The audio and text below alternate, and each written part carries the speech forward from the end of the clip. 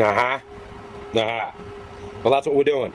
Going from the 28HHH, whatever that part number is there, which is the cost reduced motherboard, to this here one. And we're going to try these here Beauty Xeon 2.8 gig chips with the, yeah, how many meg cache is that? The 2 meg L3s. So we'll see how that works. Yeah.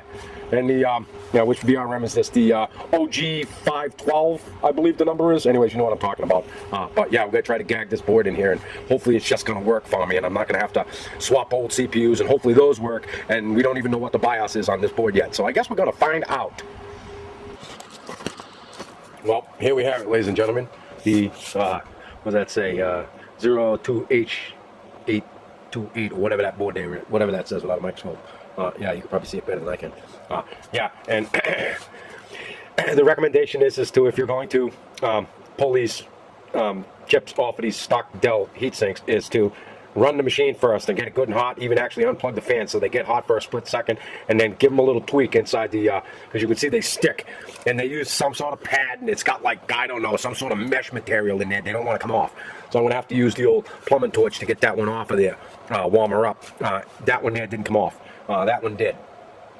But yeah, so let me just show you the CPU Z screen and my new 2.8 gig hyper-threaded Prestonia CPU Dell 530 workstation. Hopefully you guys are reading that there, and yeah, 530 Dell, and the motherboard is the 03N384 board, which is the one you gotta have. Yeah. And the voltage regulators are the, I'm guessing that they're the newer version, the OG522 or 512, whatever that is. There's only a couple of part numbers on there. But yeah, so here's the CPU Z screen. Hopefully you can see that. Xeons, Prestonias. It says socket 604, but it's socket 603. Yeah.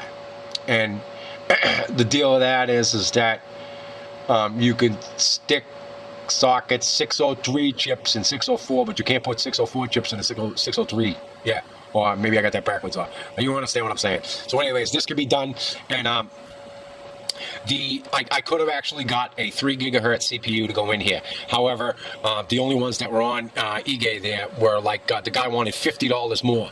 And I think I paid like $9 for 2 of these, but they are hyper-threading. So I went from 1.7s, no hyper-thread, to 2.8s with hyper-thread. And they went right in here, and the BIOS is A06, and thank God it actually went, because otherwise I was going to have to hope that it was actually going to boot the 1.7 until I could go ahead and do the Dell BIOS update and then stick the chips in. So it was just going to be, you know, more playing with heat sinks and clips, and that's probably the worst part of the whole job, because it took 15 minutes or less to get that board in and out of there. And I can honestly say that I am thoroughly impressed with every Dell machine that I've ever worked on. Say what you want about the fact that they don't overclock, but everything about those things, the way the boards go in the machine, their wiring harnesses, everything about it is snap, click, and you're done. And really, they're beautiful machines for what they are, and that's all I can say about that. Thanks for watching, you guys. John Rock on TV once said that.